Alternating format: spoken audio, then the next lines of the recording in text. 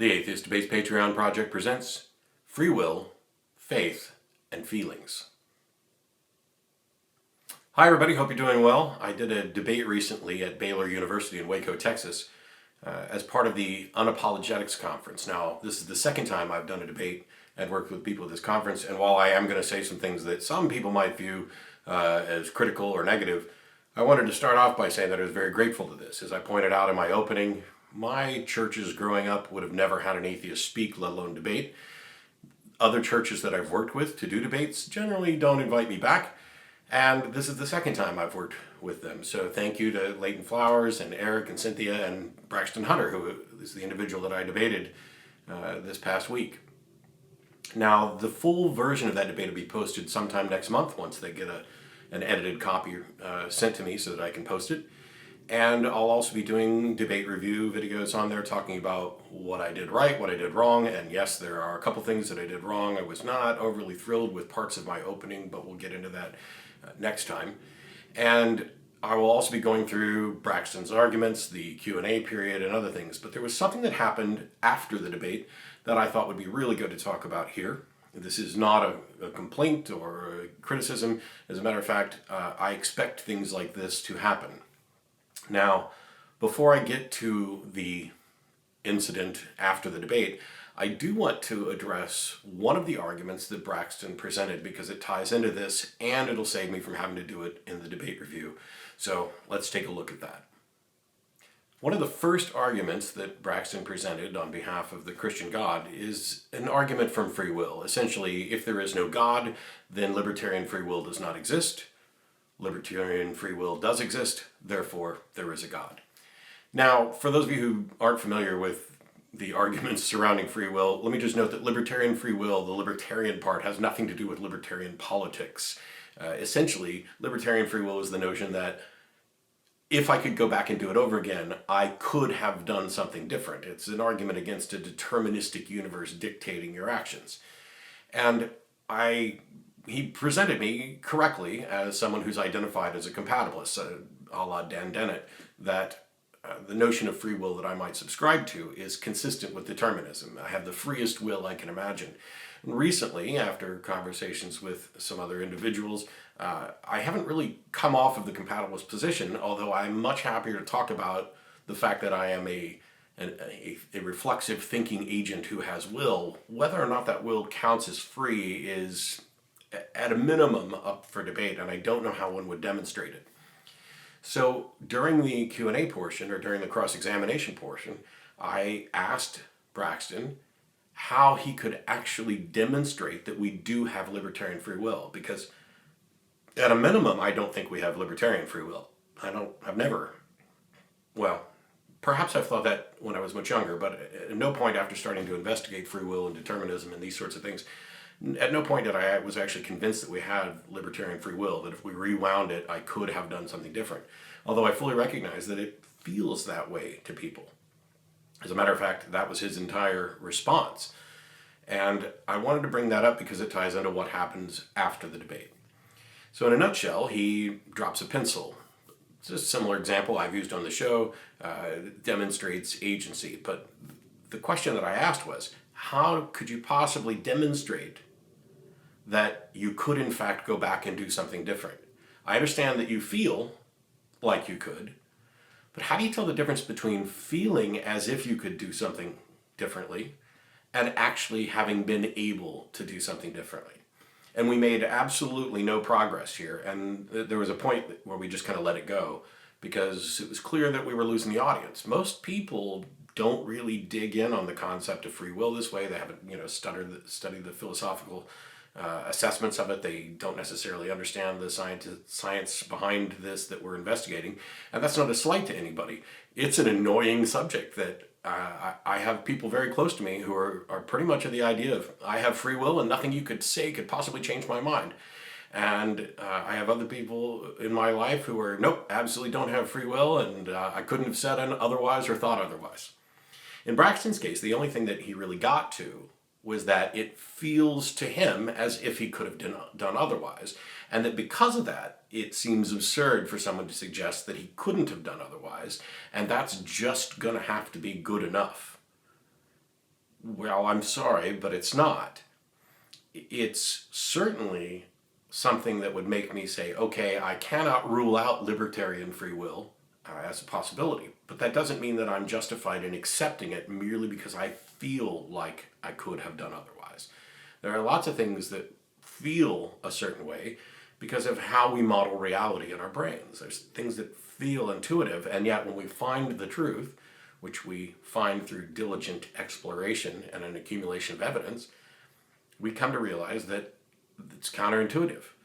One of the things that people may fall prey to, I've used this before because I'm diabetic, is that, hey, this food tastes good, therefore it must be good for me. Now we know that this is a fallacy, but it certainly intuitively feels that way. And it may be the case that some things that feel good, taste good, that we think are good, are actually bad for us, or at least bad for us in the amounts and quantities that we'd like to perhaps consume them or engage in them.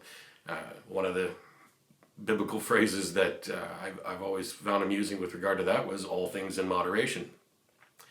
But because we couldn't make headway on this free will thing, my point was that I need a demonstration, a way to be confident that we could have in fact done otherwise before I could, acknowledge, yes, we have some version of free will, libertarian free will, whatever.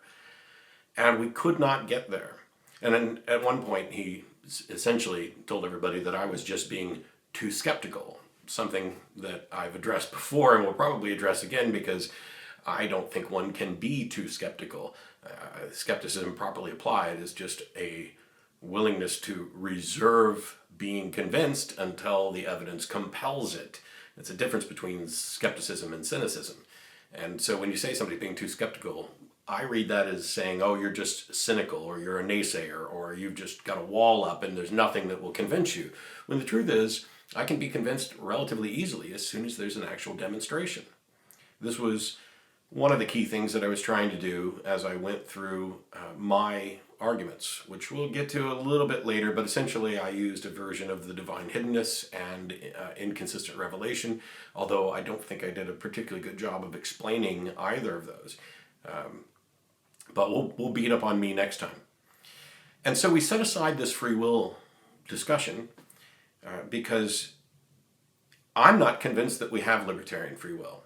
And so if someone were to argue, yes, we do, and God is the best explanation for it, then what they're doing, and I think I pointed this out in response, is saying, God is the best explanation that I have for something that I'm convinced is real, but you're not convinced is real. It would be like, to me, saying to me, miracles occur, and God is the best explanation of miracles, when I'm not convinced that miracles occur. You'd have to actually demonstrate that miracles occur. And if I asked you how you would go about demonstrating this, and all you said was that you feel like miracles occur, that would be completely unconvincing, or should be. As a matter of fact, it's almost a disqualifying answer. And it's strange that in those other realms, when I ask, what convinces you that miracles occur, people will give examples of miracles. Somebody just says, well, I feel like it has to be this way, and it's absurd to think it's otherwise. And that was the big reason that I went ahead and let that point go, because I wanted to focus on specific evidence that tied specifically to the Christian God and not just some deistic or theistic notion. Now, I understand you can make an argument for a God that gets you to first base, and then from there you work your way around to demonstrating that there's a Christian God. But if the initial one's flawed, that's a problem. But the thing that really prompted this particular video was something that happened after the debate was over. We'd both done our openings, we'd both done our rebuttals, we'd had our cross-examination, we'd taken questions from the audience. One of those audience members' questions will be addressed a little later. That was amusing. And then Leighton Flowers got up to speak to close out the event. And that's what I wanted to address today.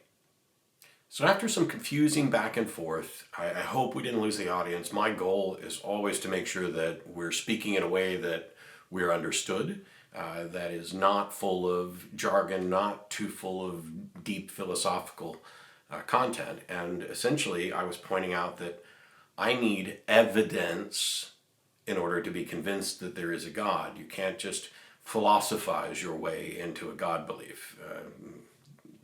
This notion of pure reason alone is flawed, because the only way that it's any good at all is if there is empirical evidence to back it up.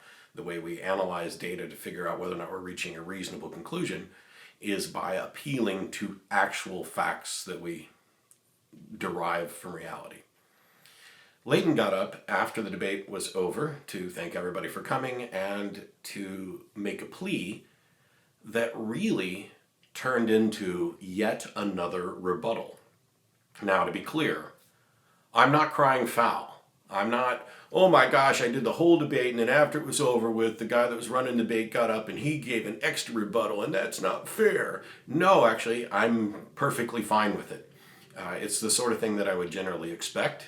You know, I'm at a religious apologists conference, and the person running that conference is going to make a statement. I would expect something kind of like an altar call. You know, hey, we may not agree, but here's what my thoughts about this, and I would encourage you all to try Jesus and whatever. I'm not crying foul. I'm claiming victory, and I don't even look at debates in the context of win or lose. So don't take this too seriously when I say I'm claiming victory. It's just as a counterpoint to people who might think that I'm crying foul.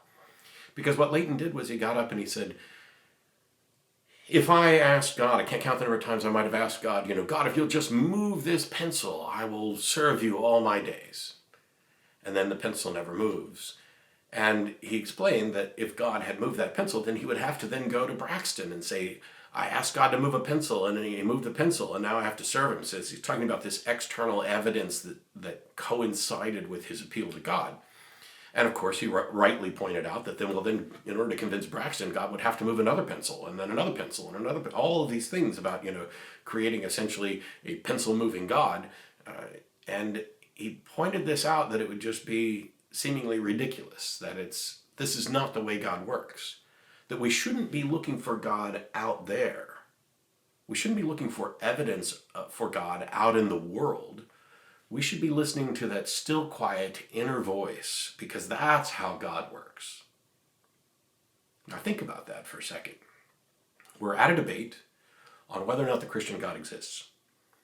And the Christian representative has made a few arguments.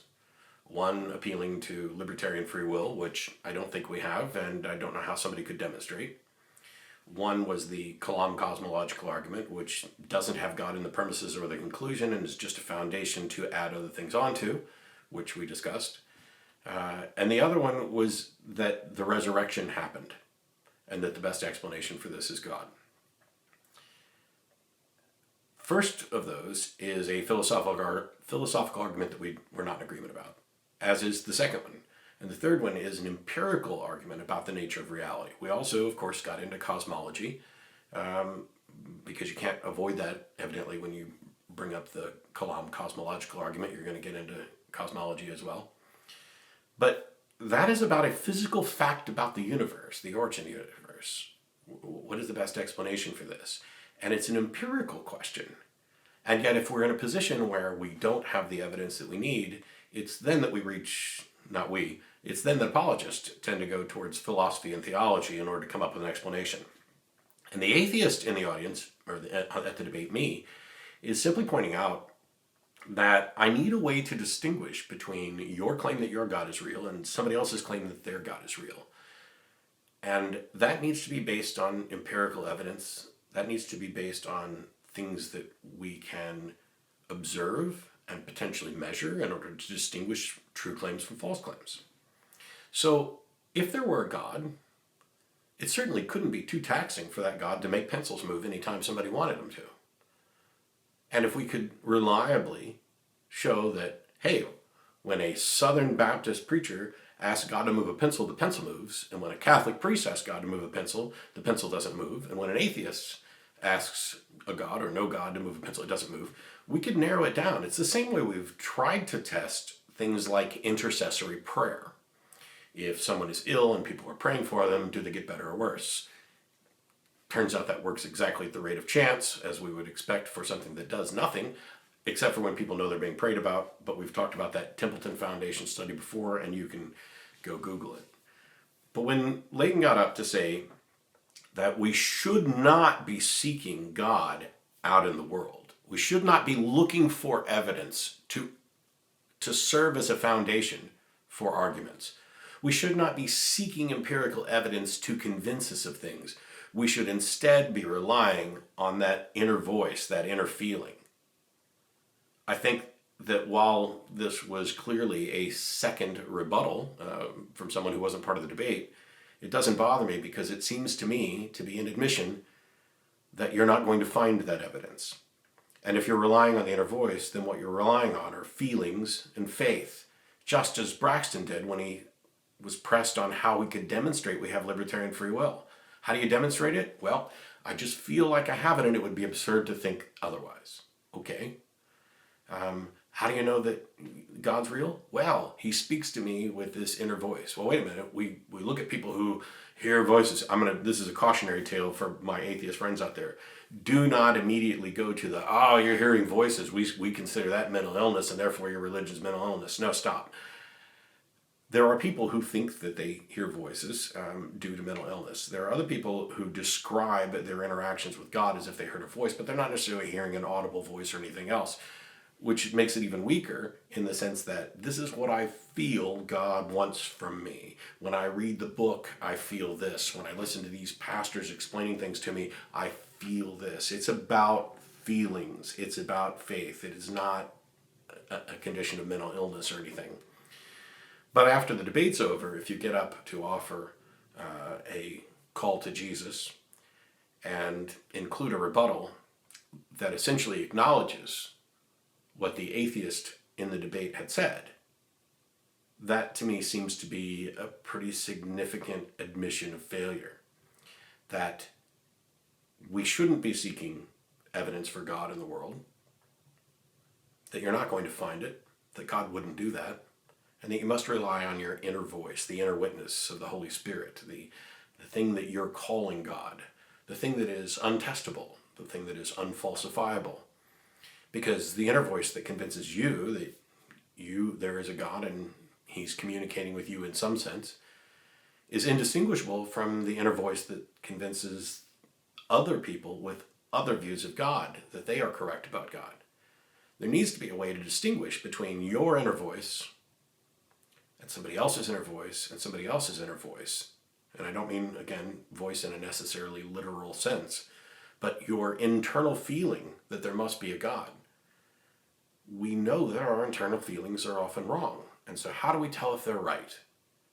And when he stood up and said all of that, and when the video comes out, you'll be able to see part of that where he's pointing at me and talking about, he likes me and everything else. And that's great because I like him too. But he's basically admitting that my position is his position. And that the difference between us is that he's willing to accept feelings and internal impressions about a God, and I'm not.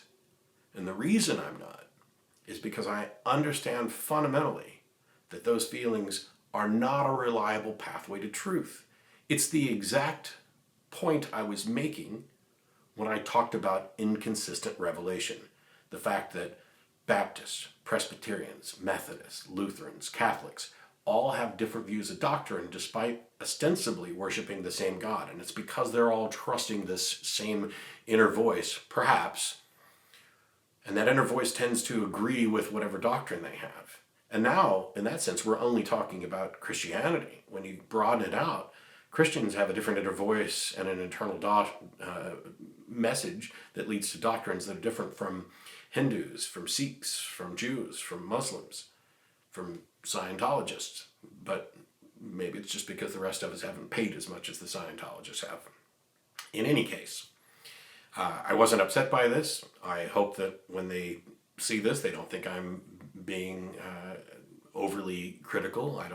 I expected something like this, but I certainly didn't expect a rebuttal that essentially boils down to saying, I know it's tempting to sit here and look for God in the real world like this atheist guy is suggesting that you do. But you shouldn't do that. You should rely on the inner witness. You should rely on that voice that you hear. You should rely on the feelings that you get. And that's ultimately an admission that you don't have a good reason. That's why I use a very particular definition for faith. Faith is the excuse people give for believing things without a good reason. Because if you have a good reason, you give the reason. And by simply telling people that they should rely on their inner voice, when we know that that is an unreliable path to truth, you're essentially acknowledging that you couldn't have won this debate on any grounds other than, I feel like there's a Christian God. And that's not good enough for me. Call me too skeptical all you like, but I'm far more concerned about being wrong than acknowledging that I don't necessarily know what the right answer is. We'll see you next time. Bye-bye. This video is made possible by supporters of the Atheist Debates Patreon project. You can find more information and add your support at patreon.com/atheistdebates.